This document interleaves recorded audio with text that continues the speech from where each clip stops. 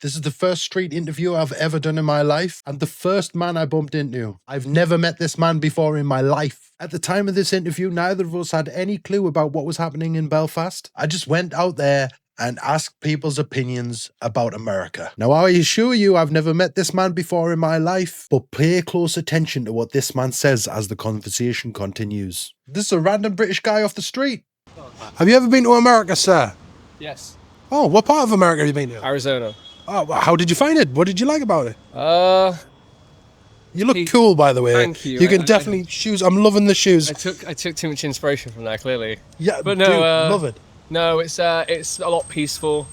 Not getting political or anything, but yeah, it's just a lot more fluid. You know, I don't want to sound silly, but it's a lot more tense around the UK than America for some reason. It just is. Totally understand. People are just more friendly. They you know, America's known for being loud. People are loud over there, but they're just friendly. They're hearty. Yeah, I thoroughly agree with you. What do you think the biggest difference is between America and England right now? I would say the whole gripe around violence between the countries. Like, when one country goes, like, one says, oh, at least we don't have guns. The other goes, at least we don't have knives. Meanwhile, they're quite similar. They're both quite similar. So, what if I was to tell you that let's take Chicago, for instance. It has a crime rate, okay, of 90 per 1,000 people, okay? Wow. Okay? Westminster has a crime rate of 410 per 1,000 people. Yep. The northeast of England has a crime rate of, well, County Durham especially, of 172 per 1,000 people. In fact, actually, the entirety of England, their minimum crime rate is 40 per 1,000 people. That's where it starts for every county in England. So overall, we have more crime per 1,000 people than America does. Do you think that, like, now that I've said those information, like, obviously, people's going to Google me, see if I'm right and stuff. Do you think America is more peaceful? I know it's a different crime because they've got guns, but what do you think about the...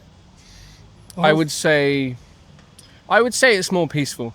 When I visited there, it was a breath of fresh air where I think Britain's known for being quite, you know, not miserable, but everyone's like, what are you looking at and all this. America wouldn't do that. Like, they just, I don't know, there's something about them where they're just not like that. I would say in general safety of the countries between the two. I think we have to mention the Second Amendment, where I believe the Second Amendment obviously has its cons, but in itself, it's without a man bearing a gun, it's a silent title of that country. If you mess with someone, that type of avenue happens. So you believe that you should have the right to protect your family? Absolutely. I feel like I want to be very careful. Don't you worry. I will never paint you in a negative light. I think the general safety of this country is, you're both men, you both would have children and families yourselves. You would be scared to defend yourself in the climate of this country right now because of what's going on. Would people in Arizona feel the same way? No.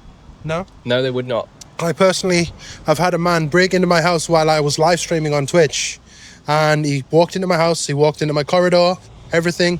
I ended up, obviously I'm not a small guy, I ended up pushing him out of the house. I rang the police, they didn't turn up for 2 days. I've had similar experiences. You almost feel like you're not a product or like an end result of corruption, but you definitely feel like, you know, as a grown man yourself, you feel a bit powerless. You know, if something like that happens, you expect someone to be there. That's the law. That's the constitutional right as a citizen in any country in the Western world, is to feel protected by the law.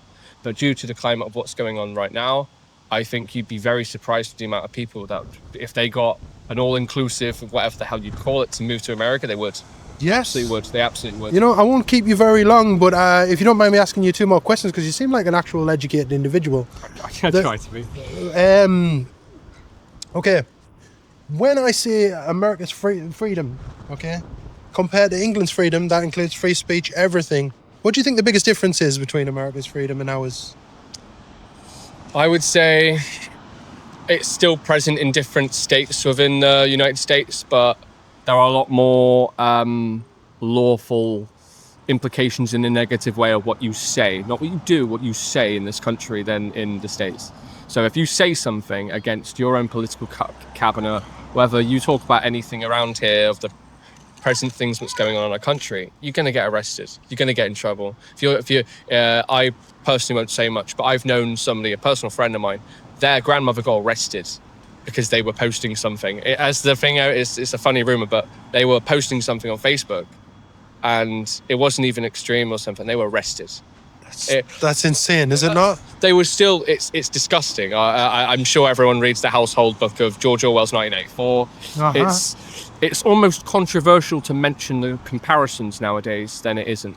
And I will stand here all day saying that because there are a lot of men like you and me who will want to rise up in an organised fashion, not in a violent way at all, but we just want to have our voice heard without having men in vests trying to push you over. And because of, I don't want to mention too much about Henry and all that, but that's why people are mad. I totally understand what you're saying. Will not stop being mad, and people will be very surprised. There are a lot of men like me who will stand up when the time's right. So I respect you for saying that. Thank you. And also, do you think by England being suppressed as in not being able to say what we want to say, do you think that even though most of us, people like ourselves, we wouldn't class ourselves as far right, I don't know what you say, or far left or anything, I would say all my life I've been in the middle. As long as someone's respectful to me, I'm respectful to them. Yes. But do you not think by suppressing our speech and the people that we are, that creates some kind of radicalism between people? Exactly. There's an old thing where sometimes people will burn a village to feel its warmth, and that's what's happening soon. Hopefully not soon. I don't want any violence. No, people like us. It's only just very recent that people like this were called far right. Very recently. In the past, if you said this 15, 20 years ago, you wouldn't. It's just, you just want people safe, really. But now it's been marginalised so much into groups. So that's my question with America. The thing is why people like America so much is because they have pride for their country. Even after 9/11, they still got up, dusted themselves off, whether it's... They came together more. They still were like, right, Patriot Act, whatever it was, whatever. We stand for our country. You go in America more than 100 metres, you'll see an American flag. Here, you won't. It'll get ripped off or burned. Exactly. Look, this time of year, St. George's Cross in the shops right now. Exactly. Just because the football's on. That's it. As on. soon as the soccer, the football, or whatever they want to call it is finished, right?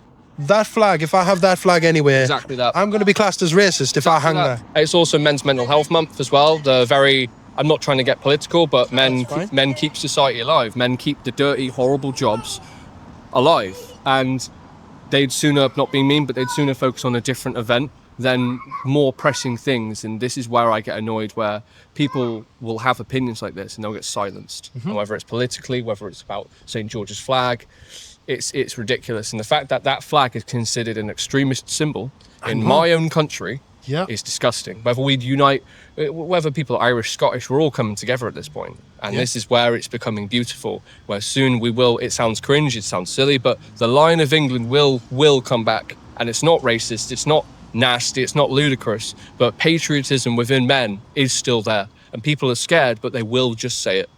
I would like to shake your hand, sir. My name is Jack Davies, mate. What's yours? Tony. Tony, mate. Tony. You're a good man. I'm really glad what you do, mate, honestly. Thank you. God bless you guys. I'm going to get some food. Hey, God bless you. Enjoy your day. Now, this man was polite, kind and respectful. There was a couple of key moments in here that indicated to me about his type of character outside of this conversation. When he addressed me with his full name. My name is Jack Davies, mate. What's yours? When he shook my hand, he put his other hand on top, which lets me know he knows how to shake hands like a gentleman. Tony, mate. He mentioned George Orwell's book, which lets me know that he does read and educate himself off his own accord. I'm sure everyone reads the household book of George Orwell's 1984. They don't teach that in schools. He clearly understood what we can and cannot say here. That type of avenue happens. So you believe that you should have the right to protect your family? Absolutely. I feel like I want to be very careful. Don't you worry. I will never paint you in a negative light. When he walked away, he also shook my cameraman's hand, which was my eldest son. Thank you.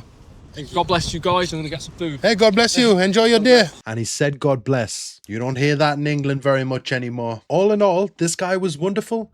So on my first day ever going out interviewing people, I just so happened to meet someone with the similar viewpoints as myself, who's polite, kind, respectful, and also knows the traits of acting a gentleman. England's not lost. It's just silenced. The Lion of England will come back. And it's not racist, it's not nasty, it's not ludicrous, but patriotism within men is still there. I need to brush up on my statistics to make sure I get them spot on every time before I continue to do this kind of thing. Would people like to see more of this? Should I be going out to the British public and asking them questions? If so, please tell me, what should I be asking them? Tell me in the comments, it'll be greatly appreciated. Thank you all so much for watching this. Much love and God bless. Thank you.